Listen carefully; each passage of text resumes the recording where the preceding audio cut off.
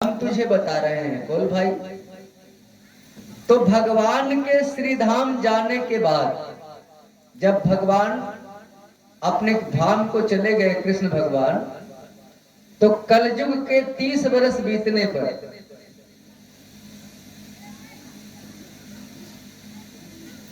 भादो मास के शुक्ल पक्ष की 9वीं तिथि को सुखदेव जी ने परीक्षित को कथा सुनाई थी।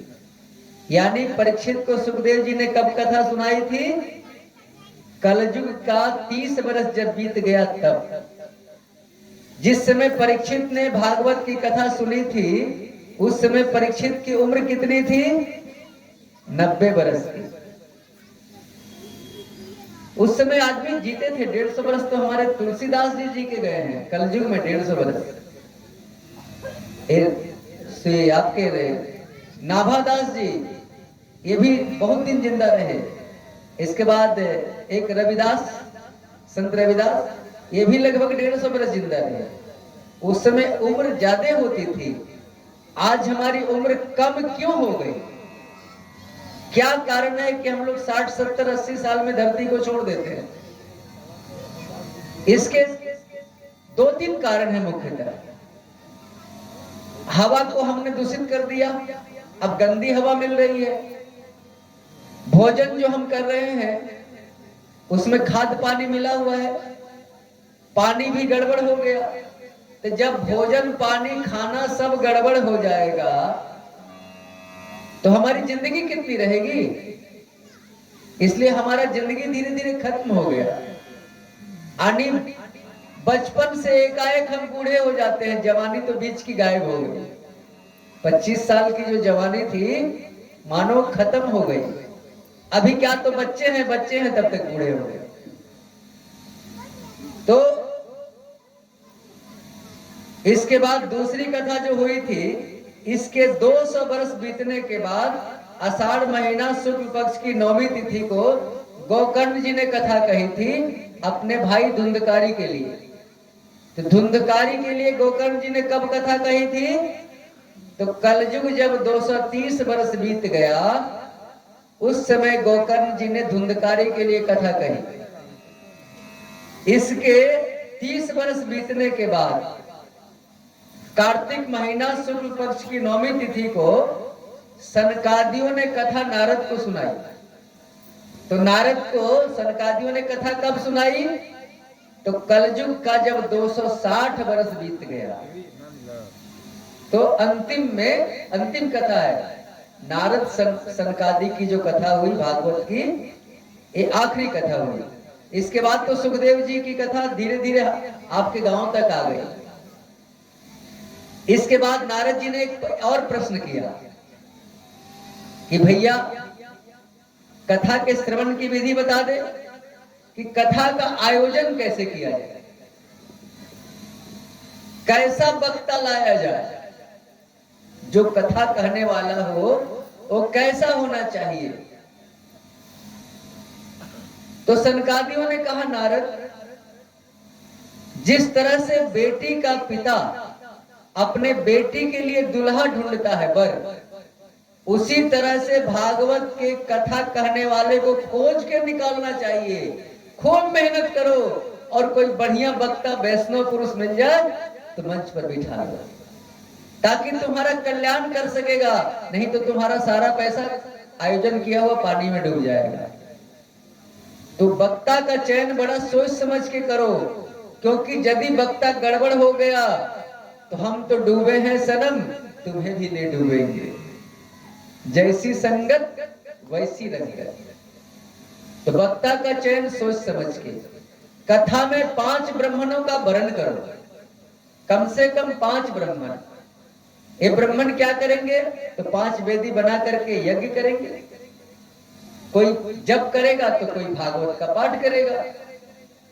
इसके बाद कथा के अंत में कम से कम 12 ब्राह्मणों को भोजन कराओ। यदि कोई गृहस्थ आश्रम का वक्ता है कथा कहने वाला, तो उसको उचित दक्षिणा देके भेजो। यदि उचित दक्षिणा नहीं दोगे तो कथा का फल नहीं मिलेगा। उसके पीछे भी परिवार है। यदि कोई सन्यासी ब्रह्मचारी है तो पैसा लेके क्या करेगा? लेकिन आजकल वही लोग ज्यादा पैसा लेते हैं। गृहस्थ कथावाचक को पैसा देता कौन है? वो लोग आते हैं दाढ़ी जटा बढ़ा के और कहते हैं आश्रम के लिए लाखों रुपया लेके चले जाते हैं। और यदि कोई ईमानदार वक्ता आ गया तो क्या उसको आप देते हैं? अरे पंडित जी पैसा नहीं है, इतने में हमारी कथा हो जाए। तो पंडित जी भी बेचारे क्या करेंगे? उनका भी नाकोदम हो जाता है। इतने सारी टोली है, कथावाचक है, ब्राह्मण देवता है, कहां से मैनेज हो? सबको पूरा करते करते किसी तरह से मैनेज होके हो जाता है। इसके बाद नारद जी ने पूछा, भैया कथा में भोजन तो कुछ होना चाहिए।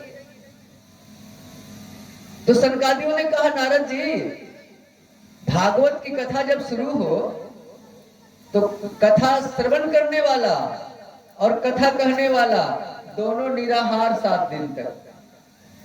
नारद जी ने हाथ जोड़ ली, भैया तब तो कलयुग में एक भी कथा नहीं होगी, कुछ दूसरा उपाय बताओ। तो सनकादियों ने कहा कि सबको कम से कम घी पी करके कथा कहनी चाहिए और घी पी करके कथा रसपान करनी चाहिए। नारद जी ने कहा, भैया कलयुग में सबका लीवर खराब हो जाएगा, घी पचेगा भला और घी मिलेगा कहां से? दूसरा उपाय बताओ। तो बोले फल खा के। बोले गरीब को फल नहीं मिला तो इसका मतलब कथा नहीं होगी? बोले ना नारद सुनो, कलयुग में एक छूट देते हैं, एकदम प्रेम से शुद्ध सात्विक भोजन कथा वक्ता और श्रोता दोनों करे, लेकिन अल्पाहार, गरिष्ठ भोजन नहीं, कि फुर्ती बनी रहे कथा सुनने में भी और कहने में भी। छूट दिया क्योंकि कलयुग में वो भी जानते थे कि सबका शरीर गड़बड़ हो जाएगा। शुद्ध स्वस्थ भोजन करो, कथा का रसपान करो, क्योंकि भूखे रहोगे गैस्ट्रिक हो जाएगी, अस्पताल जाना पड़ेगा। देश काल परिस्थिति के अनुसार व्रत करना चाहिए, शरीर के अनुसार व्रत करना चाहिए, देखा देखी नहीं करना चाहिए। ये संसारे बोका के, रामकृष्ण परमहंस ने कहा, ये संसारे बोका के पौरे बुद्धि चोले जी। जो दूसरे के बुद्धि पर चलता है वो बेवकूफ है। अपने शरीर को तौल लो। तुम्हारा शरीर उपवास लायक है तो उपवास करो, नहीं तो दोनों टाइम भोजन करके प्रेम से भजन करो। भूखे भजन न होई गोपाला, ले लो अपनी कंठी माला। अरे भैया कलयुग है, पेट में अन्न रहेगा तब तो भजन होगा। अब कथावाचक को भूखे मंच पर बिठा दो, आधा घंटा बोलते बोलते चुप हो जाएगा। बोलो कैसे कथा होगी?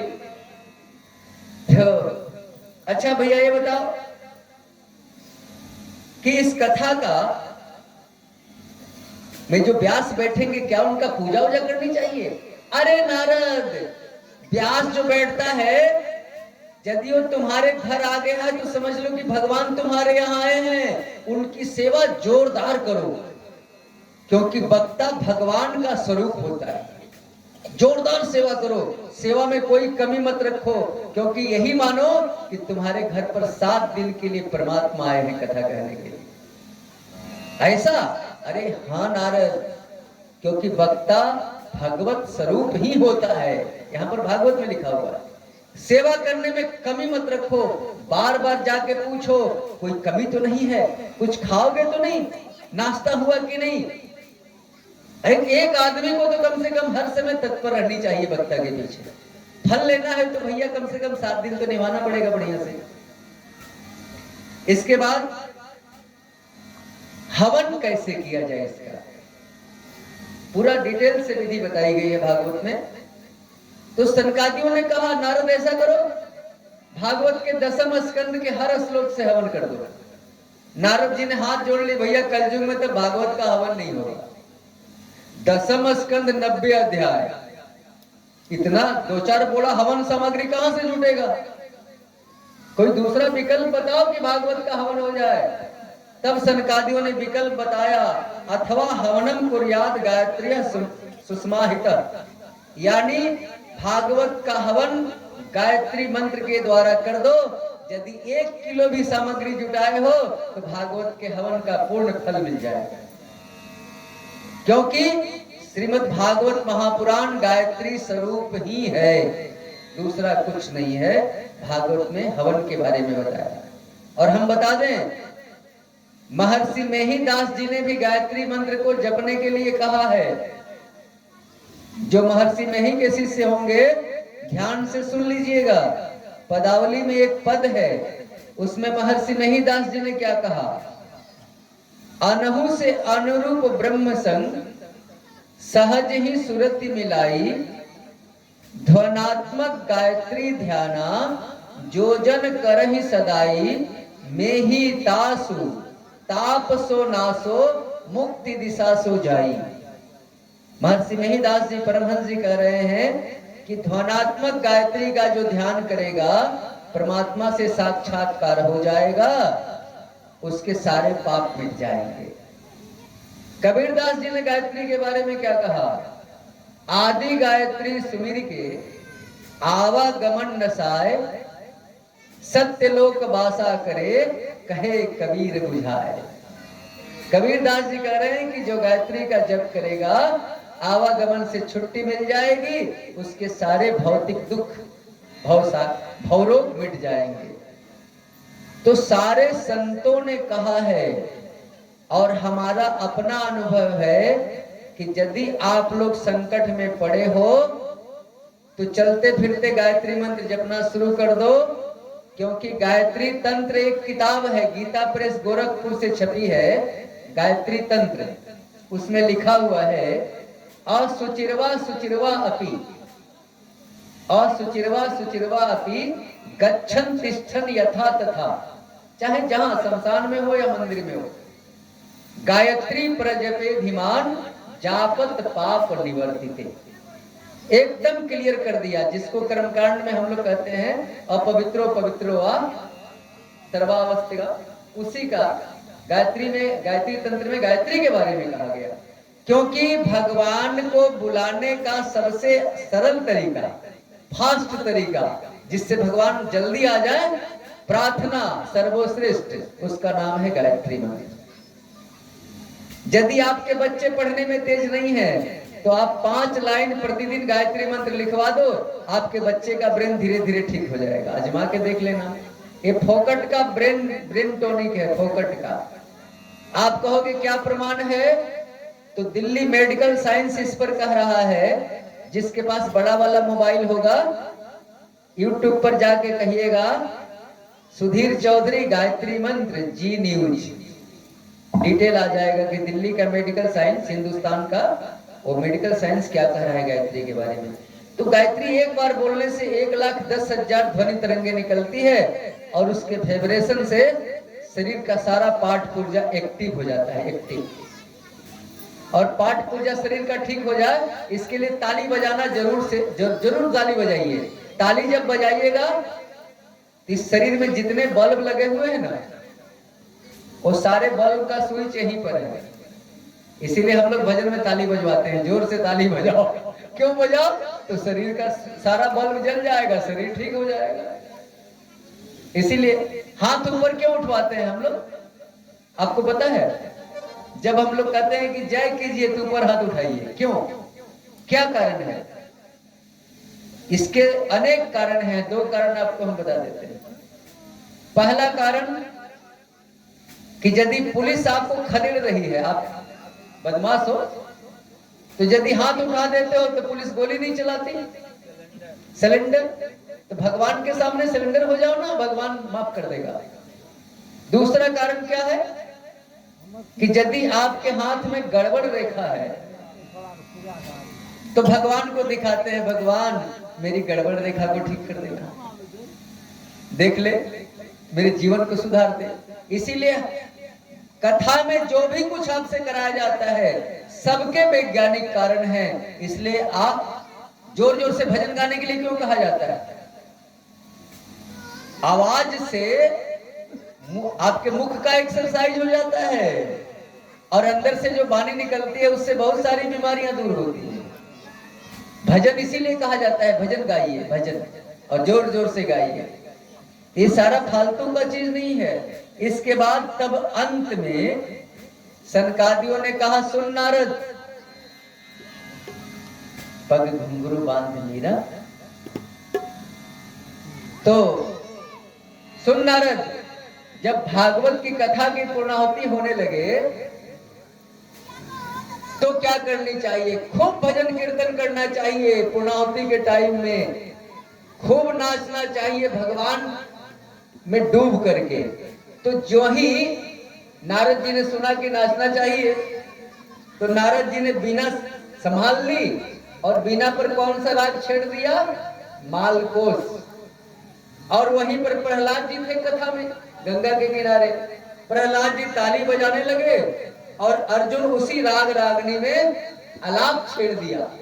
और सनकादियों को तो गाना बजाना आता नहीं था, वो लोग बीच में जय हो बलिहारी कह के हौसला बनाने लगे गाने वाले का। इसके बाद सुखदेव जी कथा में प्रकट हो गए और वो भी भागवत का गीत गुनगुनाने लगे गंगा के किनारे। इसके बाद भक्ति देवी अपने दोनों बेटा को लेके आ गई और ताता थैया करके भजन में नाचने लगी। तो आप लोग एक भजन का आनंद लीजिए, समझिए कि हम गंगा के किनारे हरिद्वार में हैं और वहीं पर हमारी कथा का रसपान हो रहा है।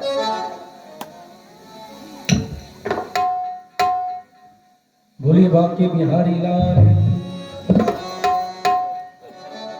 पग घुंघरू बांधे मीरा लाल जी रे, पग घुंघरू बांधे मीरा लाल जी रे, नाची रे नाची रे नाची